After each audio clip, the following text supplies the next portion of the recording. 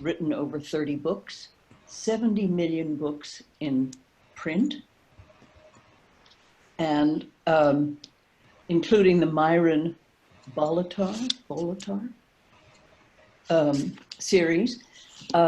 Several have been made into movies. He's won awards here and abroad. He was born in New Jersey, still lives there with his pediatrician wife and 4 children. And my favorite things, he's in the Little League Hall of Fame, which I think is great, and the Hall of Fame for New England basketball. So quite the sportsman. I assume you know more about him from reading his books than I need to tell you, so let's turn it over to Bridget. Hi, everybody. Well, welcome. Thank you. Thanks to everybody for coming and supporting the East Hampton Library in this very strange time. Usually we have Authors Night, which is a kind of a one night only event with 100 authors, a chance to speak very quickly to all of them. It's incredibly noisy, and I'm doing my radio show live, which I call speed dating with authors, because I get 90 seconds with the person. It's basically like they get shoved at me. I get a book, I get a cover, and I'm like, oh, okay, so tell me about, and I'm talking like Candace Bushnell and Bob Caro and all these names, and it's just amazing to be able to have the gift of having this time. Air conditioning. Yeah, well, I actually, my office is not air conditioned. Damn it. You had to say that, didn't you, Ann? I'm sorry. I'm kidding.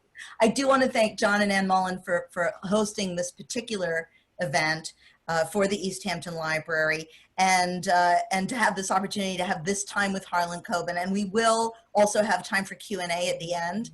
And Harlan, thank you for being so gracious and joining us tonight. Thank you. Thanks very much.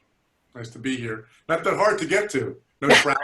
I don't think I've ever gotten to the Hamptons. The traffic's hell, isn't it? Yeah, it's the easiest I've ever done, yeah. Well, we'll start now. And starting with libraries, this is not on my list, but what's your relationship with, do you have a childhood relationship with libraries? Do you remember going to the library and getting books out when you were a kid and stuff like that? Yeah, I don't know any authors who don't. Libraries have always been places of magic, and I think most of us, if I asked you, all of you that are listening here, where did you find your favorite authors? And my guess is a lot of times it'll be someone you picked up at the library, or maybe you got one of the books and then you went to the library and grabbed a bunch. And I also don't really know any great communities that don't have a great library. It's hugely important. It pays dividends 5 or 10 times over. It clearly increases your property value. So I've always been a huge fan of libraries, and still are to this day. That's great. Thank you so much. And I find that people do feel that way about libraries. And of course, as an author now, it must be thrilling. Well, that's what I want to ask you about. When did you know? Let's keep going through the childhood. Let's go chronologically. Sure. What's the first thing that you wrote where you were like, maybe I'm not the only person who could see this. Maybe other people might be interested in what I have to say. What was the very first thing? I'm a little later to it than most. I've been in a lot of panels with authors, and their answer on this often kind of annoys me. They're always just like, I always knew I would be an author. When I was a 3-month-old fetus, a pen formed in my mother's womb, and I started to scratch out sonatas. And when I was 5 years old, children gathered around me in the playground as I told them stories. I mean, you got beaten up in my neighborhood for that, and I didn't grow up in a tough neighborhood. So I was in college, actually, and I worked a summer job as a tour guide for Americans traveling overseas. Not because I have a wonderful gift for foreign languages, but because my grandfather owned the travel agency. And I said, wow, this is a weird experience. I like to write about it. And one day, my senior year of college, I just did. I just sat down. I'd done well with writing. I'd always been interested in taking writing kind of classes, not necessarily fiction, but just writing. And I just wrote an entire novel my senior year of college while there. And the novel was terrible. It was anxious and self-absorbed and pompous, the way all first novels should be. But then I got from that what I can only call, which fits what we're doing right now with COVID-19, the writing virus. It was just something that once it kind of got into my bloodstream, I couldn't let it go. And I just started to, I wrote several novels. In fact, I've written 30 something novels now that have been published, a few that in the beginning that weren't. And I think I've only written 3 short stories. So I was always interested in that, in the novel rather than the, I learned by writing them more than anything else. That's amazing. That's wonderful. Do you think about passing that knowledge on? Do you do like master classes, or I saw a little clip of you talking about writing when I was woodshedding for this interview. Do you actually teach? I don't. I mean, I'd be happy to, but I think it would probably, see, one of the reasons to become a writer is because you're not meant to do anything else like work or have a real job. I'm not really good at anything else. And I'd be happy, and there's a couple of times that I've done talks or quick classes, but you know, there's been times I've spoken at colleges or universities about teaching something. I think there's probably a lot to be taught there, but that requires like organization, and you know, that's not my forte. Right. Academia is not for you. No, it's not academia. There's basically nothing else I'm good at. I was once on a panel where they asked a bunch of writers, we get this question a lot, if you weren't a writer, what would you be? Right. And there's always that annoying guy. You know, one of my friends at this thing said, I'd be a US senator. Let me cross that one off. No. Yeah, he said I'd be a US senator. I'm like, oh, please. I'd be a duvet cover. I got no other marketable skills. I'm forgetful. I'm sloppy. I'm a little bit on the lazy side. I'm not good with organization. I forgot about this until about 10 minutes ago. I'm sitting out by the pool. All of a sudden my phone goes. I go, oh, shit. You know, like, that's just not my, so part of being a writer is that you desperately are fearful that you'd have to do something other than write. And then of course there's so many people out there who want to write, but if you write, you write. I mean, I come from a family of writers and artists and showbiz people, and that's, they didn't want to do it. It's what they did. Yeah.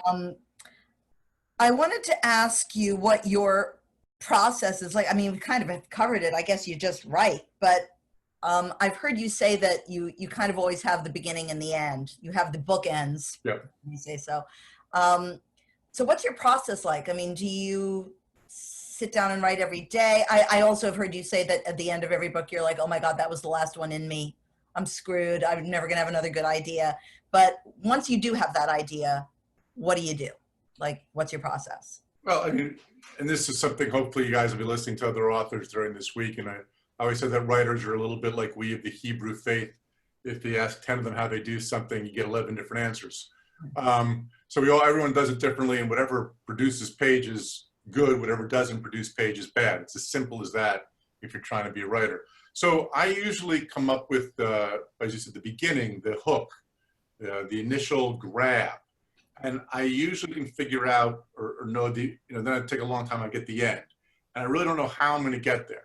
I compare it to driving from my home state of New Jersey to California, LA. I may take Route 80, which is the direct route.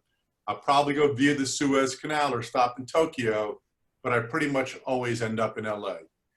E.L. Doctorow has one of my favorite quotes on writing where he says that writing is like driving at night in the fog with just your headlights on.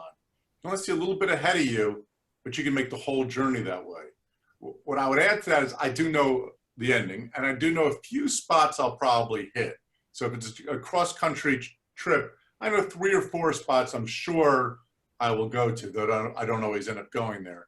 And then I start, and that's the hardest part. In fact, I'm at that right now. I finished a book maybe a month ago, and so I'm starting the next one, and I'm on page 10 or 15, and just getting that engine starting. I know where I'm starting, I know where it's going to end up, but man, I just have no idea how I'm going to get there. Wow, that's great. I heard you on an interview speaking about your process and everything, that your books really aren't about murders. They're, you said they're about hope, because it's usually someone who's disappeared, or Right. there seems to be, can you expound on that a little bit? I thought that was so fascinating and so different. Well, rarely, I mean, because I've written so many books, I've done everything one way or the other. And every time I say, well, I don't do it that way, I end up doing it that way. But for the most part, I don't open up with a murder.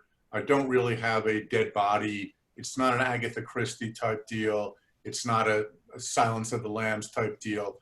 It's something usually more personal, depending on the, if it's my series book or whatever. I like disappearances. I find them more compelling, just more interesting. But the key with a disappearance, if somebody's dead, they're dead, right? We're solving a crime, we're hoping for justice. But we really can't get redemption. And I think all of us would we have someone in our life who's passed away, and the idea that they could still be alive is very compelling and very fun to write about. So if somebody's missing, there's hope. And hope can be put your heart on wings and let it fly away, or it can crush your heart like its an eggshell. And so I love that added bit that it gives you. For those who have Netflix, maybe you saw The Stranger. And in The Stranger, Adam's wife in episode 1, toward the end of episode 1, disappears. And we don't know, and he doesn't know, is she alive, is she dead? And so that makes it much more interesting than if it's just a dead body, in my view anyway. Right. More interesting that it's just a dead body and he's trying to figure out who killed her. Right, right. Tell me a little bit about the adaptations. We watched The Five and we watched Tell No One this week, which was actually perfect because my husband is a little dyslexic and he can't read, but he speaks French fluently. So he got to read. So, and we thought it was just absolutely marvelous and very sweet in some ways, and very, everything that it's supposed to be. What is it like, not just watching the adaptations, but the fact that the adaptations mostly your stories are basically Jersey or American, and they've been adapted really by foreign companies and people. The Five takes place in England. You could Tell No One in France. What did you think during that, and how do you look back on it now? Well, Tell No One was my first. That was a while ago now. I could spend the whole time whining about Hollywood here, but Tell No One was originally back in 2000. It was bought by a big Hollywood studio. And I remember reading the first script, and it was absolutely horrendous. I don't mind that but I encourage, as you mentioned, I move places, I've changed genders. In the Stranger TV series, The Stranger is female. In the book, it's male. I love changing things around. I think that's important. But this was just awful. And I had this crazy young Frenchman named Guillaume Canet calling me all the time, wanting to get the rights. I'm like, dude, it's already sold. Nothing I can really do about it. But then it was an out in my contract after 3 years, even though they threw a lot of money at it, that I could get out. And for some reason, I just went with my gut and said, I really love this guy. And I love what he wants to do. And I think they'll really make it, as opposed to the Americans just spend a lot of money and don't make things. So I gave it to Guillaume Canet, and it ended up being a huge hit for him. He won the César, which is their Oscars for the best director, and 5 César awards. And Guillaume did a fantastic job, and I never regret it. Now I have a deal with Netflix where we're making a bunch of shows. 2 have already been released this year, The Stranger, which is in English. We have 3 in English right now on 5, The Stranger, and Safe. This is an advertisement. If you put my name in the list in the search engine, they'll pop up. And then The Woods just came out in Polish. The Innocent will be coming out next in Spain, and then Gone for Good in French. So I consider it a joy. So lucky to be able to make these and be involved in it and make them. I like them. I don't regret them as other authors do. And I'm heavily involved in most of them, if not all of them. I'm an executive producer on all of them, and some I have a lot to do with it. Some I just have a little bit, but I can't say, oh, I had nothing to do with it. You can't blame me. So I love that pressure, and I love that feel. And I love I think the worst adaptations, frankly, are slavishly devoted to the text, where they just try to repeat exactly what the book is. A book is a book, and a TV series are very different storytelling ways. And one's visual, one I can get in somebody's head. And so I love the kind of idea, the mix. And the last thing I'll say about this, because I'm sure I'm boring people. We're not boring anybody, don't say that. Is to me like an adaptation when I do it in, say, Poland. It's sort of like I wrote a hit song, and a great Polish band is going to cover it. I don't want them to sound exactly the same as me. I want them to add the Polish culture and sound and what makes that interesting. And I think that combination for me has made the shows better. By the way, please, if you're watching a foreign language, and please don't watch them dubbed. Dubbing is terrible. Watch subtitles. You're a big boy and girl, you can read. So watch them, don't watch them dubbed. The Woods, for example, anyone who watches it dubbed hates it. Anyone who watches it with subtitles loves it. I mean, it's just a huge difference. So anyway, that's my spiel on, on Netflix. You reminded me of something I read a really long time ago, and this will lead into my next thing. Stephen King, of course, wrote a book about writing, but a long time ago, he wrote a book about movies called Danse Macabre. It didn't do really that well, but it's actually one of my favorite things he wrote. And he had something called the 10-foot tall bug theory, which is like, if you write about something scary in a book, people's imagination can make it anything. It can be absolutely anything. But if you open the door at the end of the hallway in a movie and it's a 10-foot tall bug, people will jump and scream, but then they'll be like, oh, okay, so it's a 10-foot tall bug. I can deal with that. And I loved the idea that you said that people can kind of like riff on your stuff to make it their own. It really has to do with the creativity. And it's wonderful that you allow that. And what did you say? Not slavishly devoted to the text. Is wonderful that you have that kind of, that kind of, I don't know, you're not, your words aren't as precious as some authors really hold on, but it sounds like you're willing to kind of let them fly, which is. Well, it's not let it fly. It's what's going to be best. I don't say what's going to be closest to my book. I say what's going to make the best TV series. So when we were doing The Stranger and we had auditioned a couple of guys to be The Stranger, it just visually did not work having a guy come in and tell Richard Armitage the secret. It just, something was missing. And I actually was the one who came up with the idea. I'm like, we need like an ultra cool woman, like somebody young and hip who just kind of comes in and drops the bomb very casually. For those who maybe seen the show, it's one of the opening scenes when he goes in and tells him that his wife faked the pregnancy. And Hannah John Kamen was just it. She's got really like those eyes or so. She's just got the whole thing. And that's the thing with diversity too. It's like, it's not necessarily aiming for diversity, but diversity makes the show better. It just does. Yeah. And so, we strive for that in all the shows. Let's talk a little bit about your new book coming with Boy from the Woods has already been released, but your new book, I assume that you finish is when? Is that a return to the Myron Bolitar series? Well, it's not. It's Myron's. It's been a lot of people call it the Myron and Win series, but Myron is the lead character. Win has been his sidekick. This book is just Win. There's no Myron. It's first person Win. I can't wait for people to read it. I think it might be the start of a new series just with Win. Though Myron, I think maybe will come into it. Yeah. But Win's is one of my favorite characters to write about, and certainly been a reader favorite since I first created him, because he's a little bit sociopathic. He's a kind of an anti-hero. He's inappropriate. He is old world, sort of snooty, kind of psychotic a little bit. And to get in that guy's head and make you understand and still like him was really kind of interesting to be in his head for the whole book, because it is first person. So I'm always changing up. If I do a book if I ever do one in first person, I usually do the next one in third person with a ton of different viewpoints. That's really one that involves the whole world. The next book will be a very tiny community. I seem, as I look back, to react to what I've done before. That's amazing. So you're always expanding and contracting and keeping yourself interested in what you're doing. Trying, anyway. Well, for years, I always said I would never write a Win book. People have always been asking me for years. When people ask, I never want to do it. Right. But I finished The Boy from the Woods, and I suddenly had this idea. I was like, wow, Win could tell this story. It would be really cool. And let's try it. And there we go. That's how it works. That's great. And I have a feeling, without giving away anything, that there will be more from The Boy from the Woods. Yes, I'm actually writing a sequel right now. That's the new book I'm writing, opening up with dropping a bomb about his past right on him on the first sentence. Yeah, thanks. Yeah. I've been woodshedding all week, so I probably, even though I have read your books before, I've read probably like 5, and I've watched 2 series this week and everything. And I just want to let you know, I'm getting all of my relatives' DNA tests for Christmas.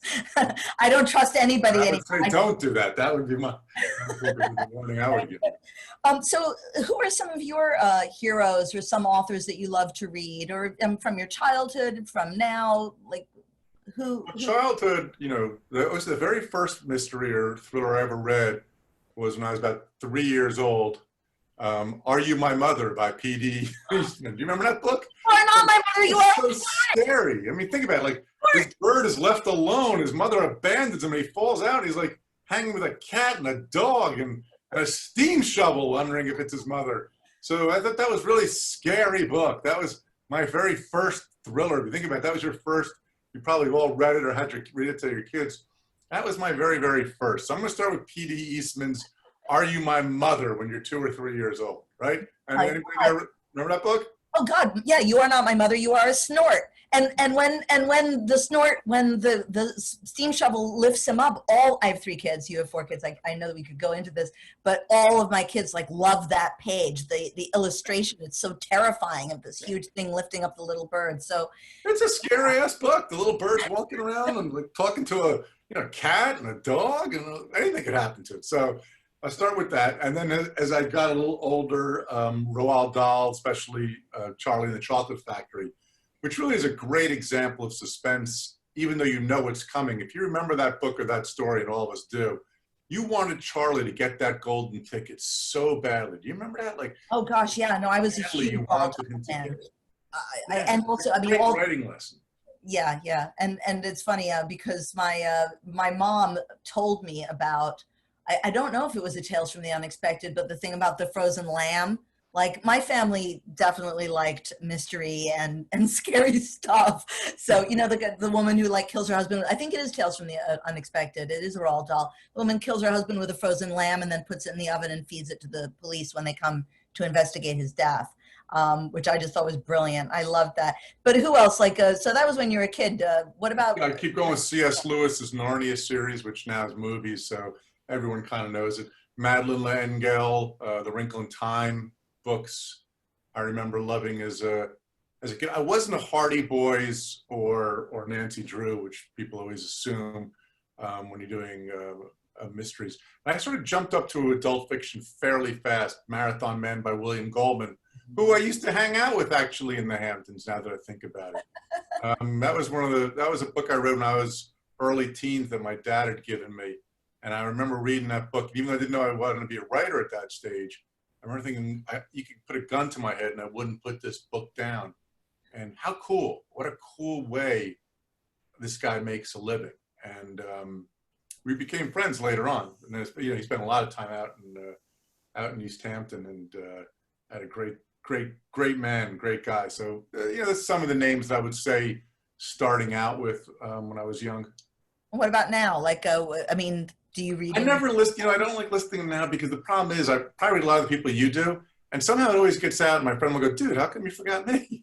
And I go, oh yeah, I like you actually better than the guy I mentioned. So I try not to mention too many of the contemporaries, unless it's somebody who you maybe don't know yet. Well, what about? So for example, this year, this time out, I read a book by a woman named Janelle Brown called Pretty Things, which maybe you haven't read yet, and I think she's an up-and-coming star in the mystery thriller.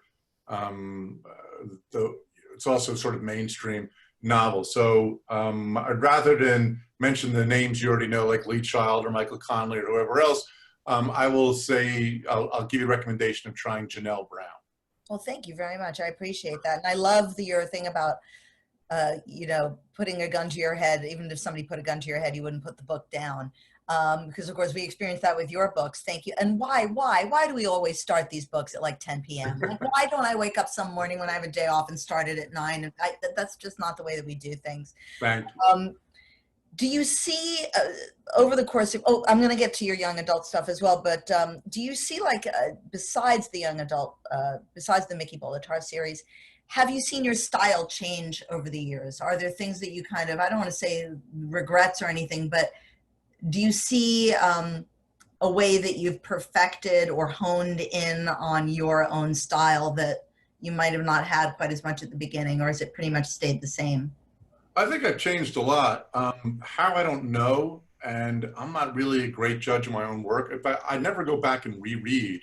One of the hard things about when I adapt these TV shows is sometimes, like we just were doing Gone for Good in France, so I had to go back and read the book, which had come out I think in 2002 or 2003. Around then I wrote it, and I hadn't read it since. I hadn't read it, you know. So they're talking to me, but I'm like, dudes, I don't even know who you're talking about. I don't remember any of this.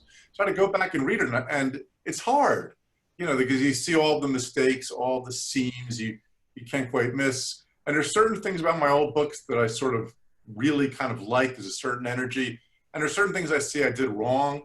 But I'm not really the best judge of my own stuff. I always think the newest thing I wrote is the best. Two reasons for that. One, it's self-serving. You know, the new book's out. It's my best. Buy it. But also, it's closer to you. And you know, you're a journalist, Bridget, so you get what I'm saying. So if and all of you who are listening, right, you have that paper that you wrote when you were in college, you thought was brilliant, and you find it now and you read it and you go, oh my God, this is crap. That's how you are about all your old stuff, because you never look back. It's not that it's bad, but you look back at yourself and go, what did that idiot know? And so it's the same with books, where the older the book is, usually the more I dislike it. My first two books, when they went out of print, I would not let them back into print for years and years and years. And when they were put back in print, it was only under the condition that I could put a letter in the front that basically says, dear reader, this book is no good.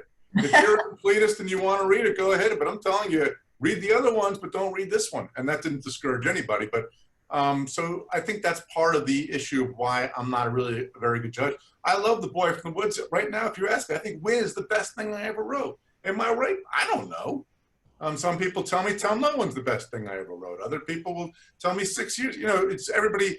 Some people don't like the standalones and only like the Myron Bolitar. So to each his own. I'm just writing the best book I can. I can say this, that I haven't had one I regret. There's not one I would take back. There's not one I would really change significantly. There's not one I say I got that totally wrong. So I'm happy about that. Every book I said in the middle when I'm writing, going, oh my God, this one stinks. It's okay. You're due for a bomb. But in the end, they're all, I like them all. That's wonderful. So tell us a little bit about going to Myron. Let's talk about the Mickey Bolitar series. You have children. Is that what kind of inspired you to write YA? I just thought the YA was really an exciting place to be at that time. It's going back now 7 or 8 or 9 years. And I had kids around the right age for that. And almost all the stories of the creation of Mickey, Ema, and Spoon were stories my kids told me. And I remember when I started the series, and one of my kids started a new school. He was like a 9th grader. And he goes, Dad, I'm sitting there on the first day and I'm online at the cafeteria, and this kid just walks up to me and says, want my spoon? And my son's like, why, is there none up there? No, I just thought maybe you'd want it. It's a dirty spoon. My kid's like, no, I'm good. So I'm like, whoa, slow down. Tell me the story again. I'm taking out a pen. And basically, I created a character named Spoon off of that story. So that was part of it. Part was that young adult was now a very exciting field that allowed things that they weren't allowing a few years back. You know, a lot of those Stephanie Meyer's books and, you know, the Twilight series and the Hunger Games. A lot of these series were opening things up and making it where you could be more adult. And frankly, the only difference between the Mickey books and the adult books are the character's 16. I mean, really, the danger element, the themes are maybe too adult for some young adults. I didn't dumb it down or change anything other than making the characters that age, because kids will sniff it out right away. Absolutely. And so it was fun. I did a trilogy, 3 books, and the people who you know love Myron Bolitar were really liking Mickey as well. So it was fun. Yeah, and to be able to share them with their family maybe Yeah. as well. So when when you make a sandwich, you make sandwiches, I take it. When you close the jar of mayonnaise, do you always give it one last extra twist, like your books? Please say that you do. Okay, I do. I don't. So tell us about like what it's like in coronavirus. Let's get to the present time. I mean, there's no book tours. I mean, you're here. Right. How else are you able to, you know, get the word out that you have both Boy from the Woods and then Win, and now you're working on the sequel? And I mean, well, hopefully people just do it anyway. I don't know how many people find us on book tours or whatever else. My book came out March 17th, and if we can all rewind our heads, that's when it really hit. That's the day. That's the day Thursday. I had the test. I had the test that day. So yeah. anyway, so I canceled tour about a week or two before sort of seeing it coming, though. When I first canceled it, the stores were not happy with me. I'm like, my wife being a pediatrician, we sort of saw that it wasn't going to be good. But I remember the Thursday beforehand is when like the NBA canceled all their games. That's when people started to realize, oh, you know, this is for real. So it was really a very interesting first week or two, but I also didn't care. I mean, it's hard to really care about your own personal sales when it seems like the whole world is you know, your problems don't seem all that big. And frankly, I've done well enough, and people, you know, will know my books or not know my books. I feel worse for the people who were unknowns and trying to get out.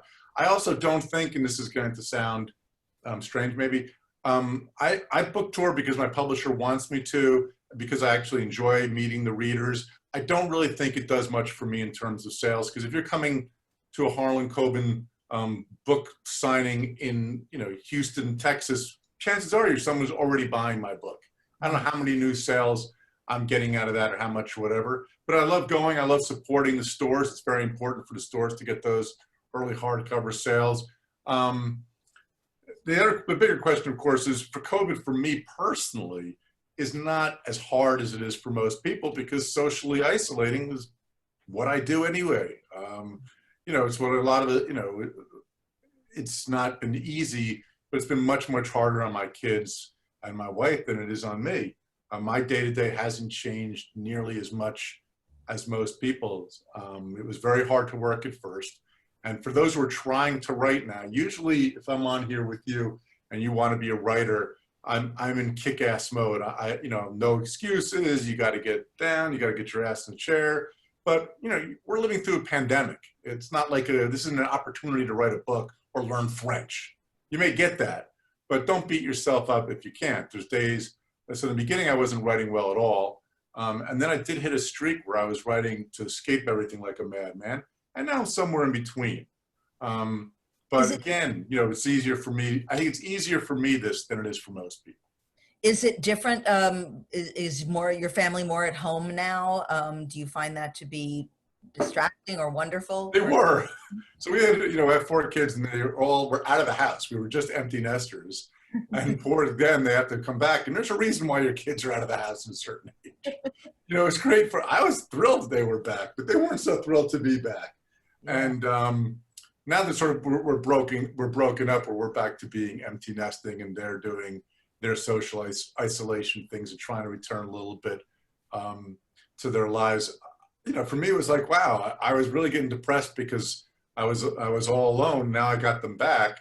But what you learn, of course, like a lot of things, it's like, this sounds like a stupid comparison, but it's like when your favorite TV show goes off the air and 4 years later they put it back on, you're so excited and it doesn't work anymore because the show is of its time. So they're not supposed to be home when they're 19, 21, 23, and 26. They really aren't supposed to be. For their sake, not necessarily mine. I'm fine with it. We're not happy. My 20-year-old is in the next room. So he's back with his fiance in the next room. Good. No, not good. I'm like you. I'm like an empty nester, like, bye, anyway. But they are back, and God bless them. So tell me a little bit about what Anne Mullen was talking about at the beginning, about your little league and the NBA of New England. Tell me about your sport. Well, I am the New England Basketball Hall of Fame. I did play college basketball. I'm in what's called the scholar athlete category, which I think is for people who are neither.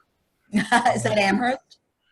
From Amherst. No, I was a Division III basketball player. I wasn't all that great. I think it was probably more picked because of my having some notoriety because I write books. But again, it was put in what they call the scholar athlete category because my stats wouldn't have been good enough to just be in, I think, as a regular thing. And the Little League Hall of Excellence was just a strange coincidence, kind of a strange thing, where they found out that I played on the same Little League team with Chris Christie. And Chris's father was our coach. And so they said, wow, 2 guys with some name recognition on the same team. let's honor them both. I don't think there was anything in particular about my baseball skills that warrant me to be in the Little League Baseball Hall of Fame. But it was fun. We got to go up and throw out the first pitch at the Little League World Series. I threw to the Japanese team, and it was a great honor, as all of these things are. You know, they're all fun. You can't take any of them too seriously. I love that Jersey is like a small town. Like my mom went to school with Bobby Darin. You know, I mean, it's like in Connie Stevens, like they all like knew each other out in the Highland Park. That's Jersey.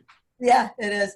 Anyway, we're coming to the end. Is there anything else that you'd like to add before we go to? No, again, but I'm always thrilled to be helping out libraries. I hope all of you guys are doing well. I'll be happy to answer any questions you have. I hope you read The Boy from the Woods.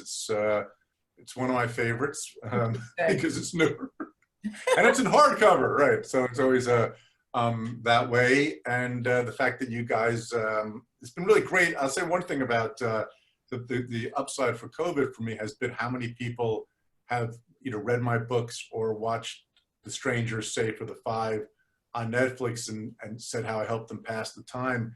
And that really means a lot. I mean, that's why I do it. It's still a thrill when you have that kind of reaction from people that what you're doing is entertaining them. So anyway, let's open up the questions if people have any questions. Absolutely. Thank you so much. Stephen, have you got that covered? We do. If anybody has any questions they'd like to. You can actually raise your hand or you can raise your little chat hand. The little chat hand. Yeah. Type into the chat box. Yeah, Lisa has her hand raised. Can you unmute? Sure. Is that this Lisa or another Lisa? Got it. Lisa Rogers. Got it. Wonderful to meet you. I am still trying to figure out what I want to be when I grow up, but for right now, I'm actually a middle school librarian. Okay. So I have just almost finished your book, Shelter. Do you have anything else in the works for middle school kids? Because it is such a challenge to get these boys to read. Yeah. And they need that action and they need that adventure, and it's all wonderful, but I really try and slip in the books that are very well written, and yours are. So Thank you. What I found, frankly, it all depends on where you are and what the school is like. But there's three Mickey Bolitar books. There's Shelter, Seconds Away, and Found, and they all directly connect into one another. They're really one long book that divided into three parts. The opening moment of book one, Mickey Bolitar's father's dead, and the creepy old woman tells him no, he's still alive. And the end of the third book, we find out exactly what happened. And usually by the time they finish all three, if they're old enough, their parents, if they're, unless your parents, they let them move on to the adult, because they met his uncle Myron in the books. They move to the early adult Myrons, which have some moments that are inappropriate by our standards, but really nothing really phases the kids, and kids kind of get a kick out of reading things that are a little inappropriate. It's not my intent, though. I don't really have the time or the inclination to write more young adult at this time. So I'm sure there's a lot of people who are doing it great out there, but I'm not going to be one of them for a while. Just too much going on. But thank you. I appreciate it. thank you. But I do push the books. I do push the books. I really, because they're great. They really are. So I appreciate that. when I get those boys to read them, it just totally makes my day. Yeah, it was one of the things I also wanted to do. There's a lot of, I was hoping that I could get those teen boys, because that's what a lot of the middle school librarians are telling me, that the girls are reading much, much more than the boys, and adults too. I don't know what our percentage is on here because I only see a few faces, but my readers are mostly women are the majority of readers. We got to get boys and men reading more. True. Well, my husband just started one of your books, so. All right, there'll be a quiz later. Yeah. I started one of your books and it scared me so much I closed it up, and so I might start with the young adult books. There you go. Well, those are actually scarier, but. Oh no. Yeah. Try 6 years. That's more of a romance. Okay. All right. I'll try that. Yeah. And I actually thought Tell No One, at least the film was. It's more of a love story too. Both of those two are. That's the reason why he made such a good film, Guillaume Canet. He understood what Hollywood did, and Hollywood wanted to make it a big action thriller. And it's really a love story about a man who can't get over death of his wife, and then maybe she's alive. And 6 Years is similar in that way, that it's more of a love story. A lot of my books are really not crime fiction. They're more something in a family story that has a crime surrounding it. Right. But actually, I have what do you think is really your most horrific, scary book? See, I don't really do that. I don't do like the strong violence. I don't have, I don't sever limbs or anything like that. It's more. There was a finger. There was a finger in the last book, a severed finger. Yes, but you never saw it. I mean, it was hinted at, so you knew it was coming, and it was done in a sort of different kind of a way. Right. But I don't. It's just not. That's not normally what I do. Most of my books take place in sort of the suburban areas of New Jersey, and more that Hitchcock everyman, an ordinary man in the extraordinary circumstance. And then there's the Myron Bolitar series, which is slightly different. But I don't have. Most of when I do violence, it's always internal. It's always what's going on in that person's head rather than he's taking out a blade and slicing somebody up. I get grossed out by blood and violence in myself, so I don't really write it much. Okay. Any other questions? Lisa Stanford, do you want to unmute yourself? Hi, it's a thrill to talk with you. I have read all the Myron Bolitars and most of the standalones, and I guess maybe this is a hard question, but I always think when I start a new book that I'm going to guess, what's happening, or I'm going to figure it out, and I never do. And it's just amazing to me. I just love your writing, and I just love the plots. And again, this may be a hard question, but how do you think of these things? How do you? And you always come up with something else, always something great. And it just seems like it would be so hard to do, but you do it. Well, the easy answer is it's all I do. I mean, I wake up every day and that's all I think about or do in terms of work, and I'm obsessed by it. So I don't know, I do, and I basically am on a 1 book a year schedule. Some years I've done a little more, but usually it's 1 a year. So I just got to come up with one of those every year. So it's not quite as hard, but I do work really, really hard on I'm known for the twists and turns and the surprises and the kind of not guessing it ending. And I work really, really hard on doing that. And no, it's not easy because everything's been done a million times over. So, but most of it is just, that part is grinding. It's trying to come up with something that I haven't yet seen. But the book before this, Runaway, I think is one of my most twisted endings, where I was really trying to reach, and I finally figured out an ending I had never seen even close to done before, and then it was hard to figure out how to deliver it. So there's 2 things. One is, The Boy from the Woods also has a number of twists at the end. I like to do reveal, think it's over, another reveal kind of a thing. Right. So and I've been accused by critics of over twisting, and that's a fair assessment. If you don't like twists and turns, I'm not your guy. Same thing with the Stranger and the Woods and the TV shows. If you don't like twists and turns, I'm not your guy. But thanks. I don't know how I do it necessarily, but I work really, really hard on it. I do think it helps to know how it's going to end before I start. A lot of authors don't, and it works great for them. And maybe part of the reason it's surprising is because they don't know as they're writing it the whole time. But I think for me, because I'm always seeing it out of the corner of my eye, I can go in other places with the confidence that I'll still get where I have to go. That makes sense. Cool. Thank you. Thank you. Thank you. Anybody else have any comments or questions for Harlan? All right. Um, Yes, and I'll go home early then. Everybody's got something. Deborah, you want to unmute yourself? Can you unmute? The little red, there you got it. I love your character Win.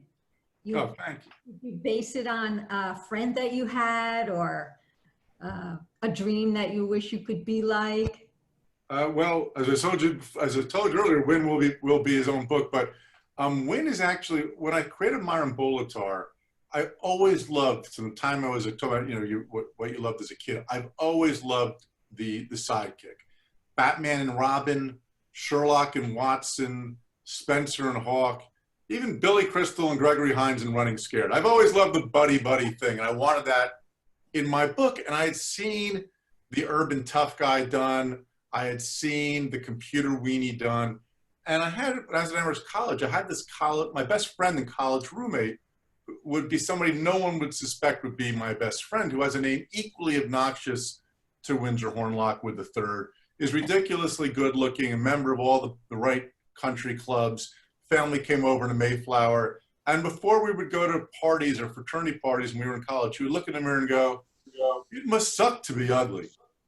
And I said, you know what, if I take my friend and I just tweak him, because people did hate him on sight because, you know, we think of all the real prejudice against people for whatever, but people hated him on sight because he looks like a blue-blooded, ruddy complexion, too good looking. You want a porcelain skin and you just want to punch him, you know? And I just tweaked him to be more violent than he really is. And people know who he is. I've acknowledged him in a number of books, and he right now is president, for who are golfers out there, president of Marion Golf Club, which is one of the top 5 golf courses in the world. And he uses it to get better tee times and to intimidate people. He pretends he's Wynn. I think there's no one more excited about the new Wynn book than still my best friend. So that's how it kind of came about. Most characters are not based off people, but he really was to start off with. In fact, I had to tell him, like, you know, dude, I'm doing all kinds of stuff with Wynn and his father. It's not you and your dad, so don't get mad at me about it, okay? It's not you and your dad.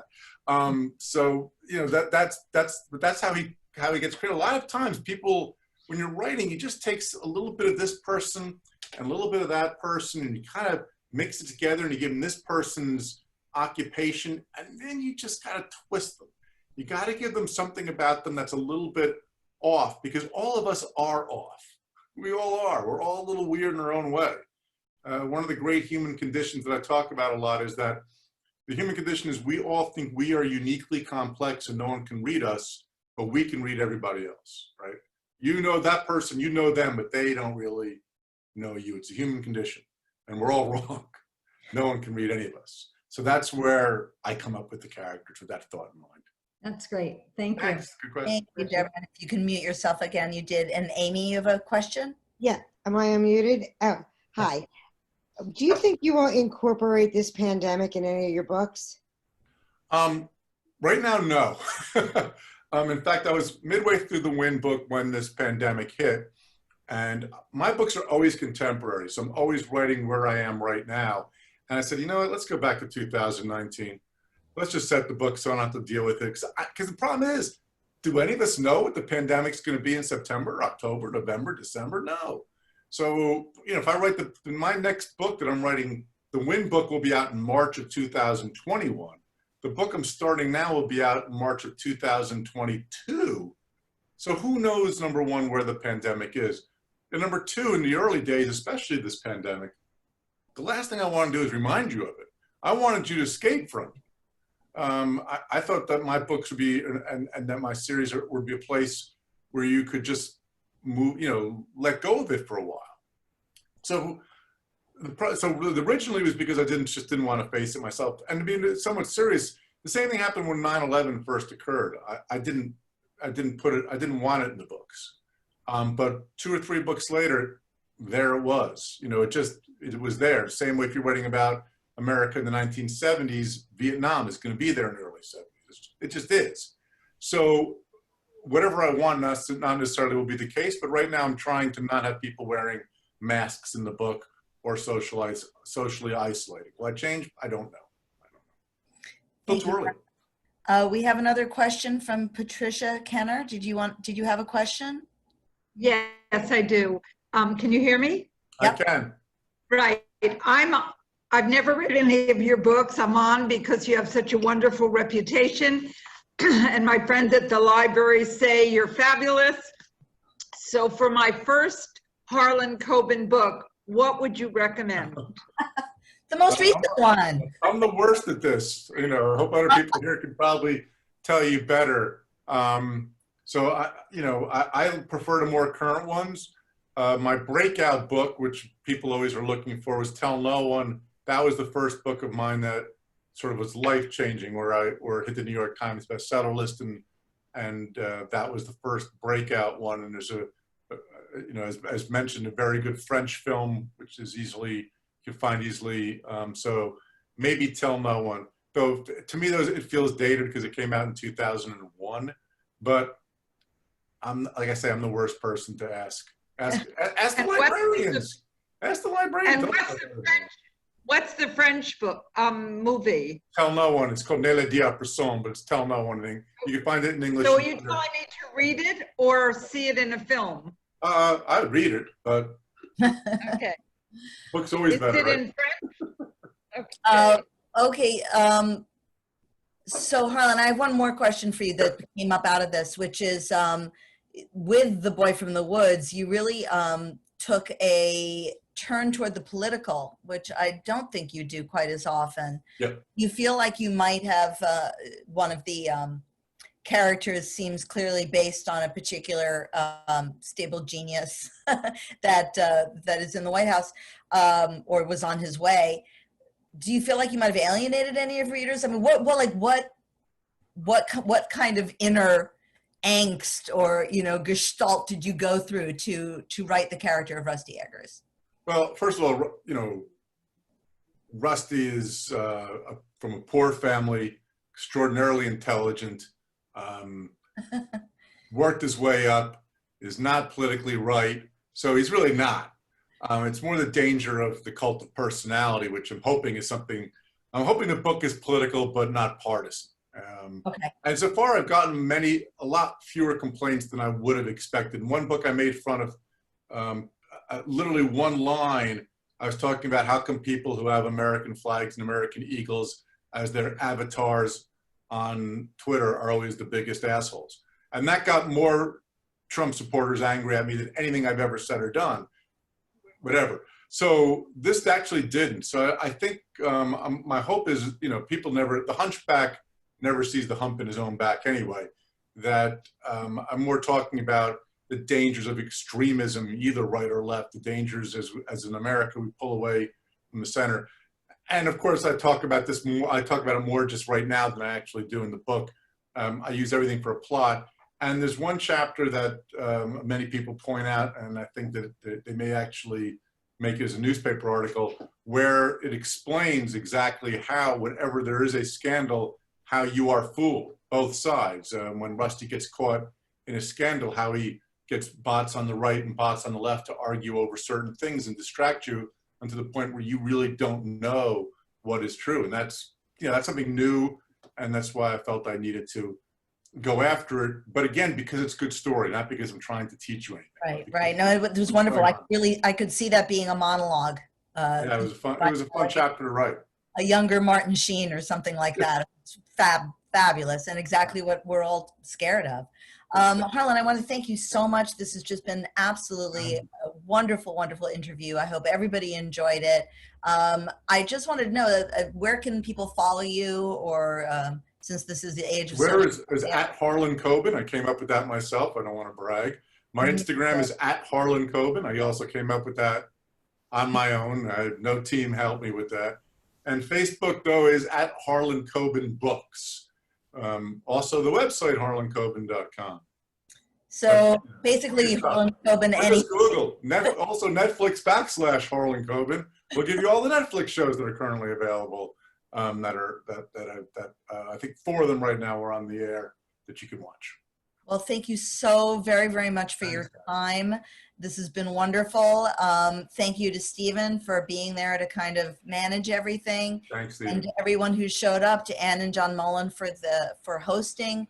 And please, everybody, support East Hampton Library or the library of your choice. Go out, buy books, and I can't think of anything else. Thank you, Harlan. Thanks, Bridget. Appreciate it. Thanks, guys. Nice to meet you all. Thank you. Bye, everybody. Everybody, enjoy.